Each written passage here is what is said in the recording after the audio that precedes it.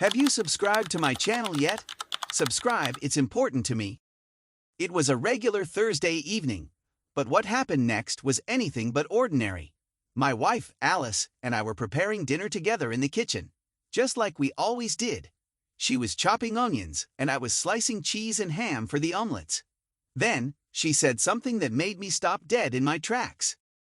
"Mark, we've been married almost 7 years, and we've always been completely honest with each other, right?" she asked, her tone suddenly serious. I paused, put down the knife, and turned to look at her. "Of course we have, Alice. Honesty has always been the foundation of our relationship. What's going on?"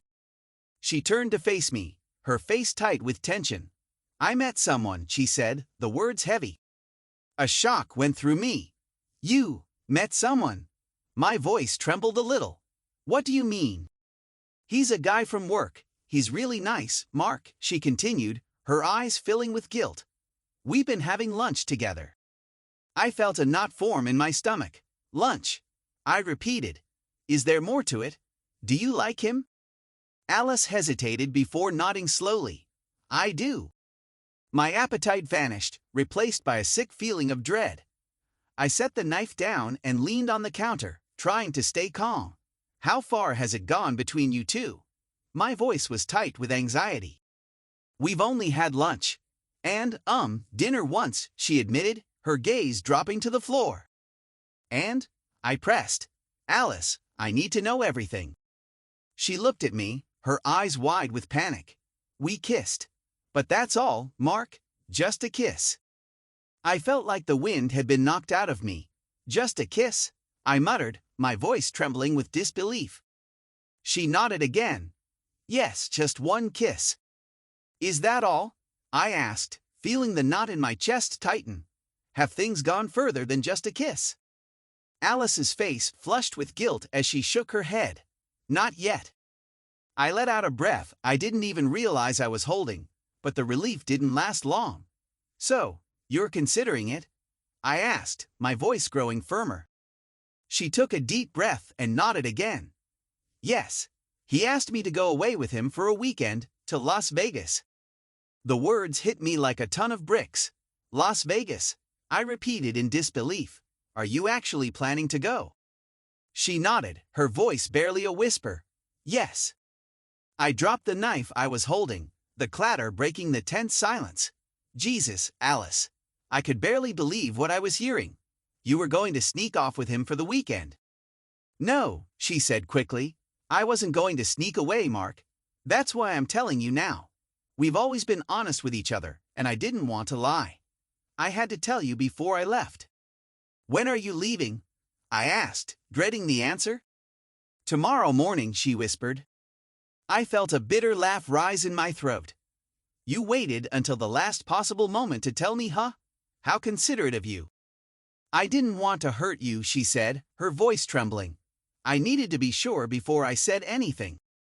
"You didn't want to hurt me," I repeated, my anger bubbling up. "But you're still going through with this." She stared at me, her eyes filled with tears. "I have to figure out what this means for me, Mark." I shook my head in disbelief. "What it means for you? Alice, we're married. This isn't some casual fling. This is our life." She wiped at her eyes and whispered, "I'm sorry, Mark. I need to know." My stomach churned as I processed her words. "Does this guy know you're married?"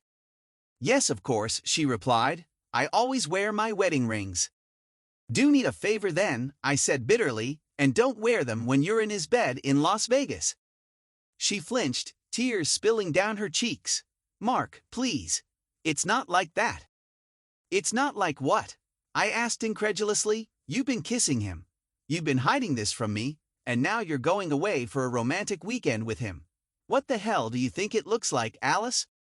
She started to sob, and I felt a wave of anger and sadness wash over me. I didn't want to see her cry, but I couldn't stop the words from spilling out. "You love me, Alice. You do, but not enough to stop this. Am I right?" She looked away, unable to answer. The next morning, Alice left for Las Vegas. She didn't kiss me goodbye. She didn't even look back as she walked out the door with her suitcase.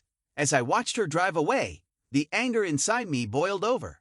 I wanted to shout, to break something, but all I could do was stand there, numb and helpless. I spent that day in a daze, not knowing what to do or where to go. The house felt too quiet, too empty. I grabbed a few things and checked into a nearby motel, unable to face the reality of being alone in our home. For the next 2 days, I barely ate, barely slept. My thoughts were consumed with images of Alice and this man, Frank, together in Las Vegas. I couldn't stop imagining them laughing, holding hands, doing all the things we used to do together. On the 3rd day, I finally went home, expecting to find the house empty. But when I walked through the door, I saw something strange. The coffin I had used for our Halloween decorations, which I had put on the table the night Alice left, was still there. But the nails I had hammered into it were pried loose, and our marriage license, which I had placed inside, was now lying between the pillows on our bed.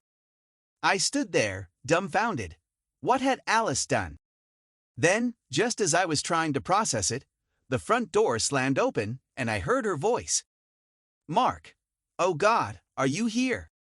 I turned to see Alice, looking a mess. Her face red from crying, her hair disheveled. She was wearing my old college sweatshirt and pajama pants, and she was sobbing uncontrollably. "I couldn't do it," she cried, falling to her knees at the bottom of the stairs. "I couldn't go with him." Reader comments. Heartbroken dead.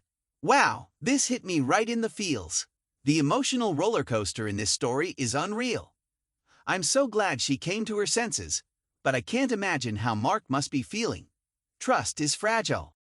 Caddy writes, I was on the edge of my seat. The dialogue, the emotion, the tension, it's all so real. I feel for both of them, but especially for Mark. Can you really rebuild after something like this? Second chances. Sometimes people make mistakes, and sometimes they come back from them. It's not about the betrayal, but what you do after. I hope Mark and Alice can find peace, together or apart. Divorce now, there's no way I could take someone back after this. Once the trust is gone, it's gone. Mark needs to look out for himself. What do you think Mark should do? Should he forgive Alice and try to rebuild, or is it time to move on? Let us know your thoughts in the comments below.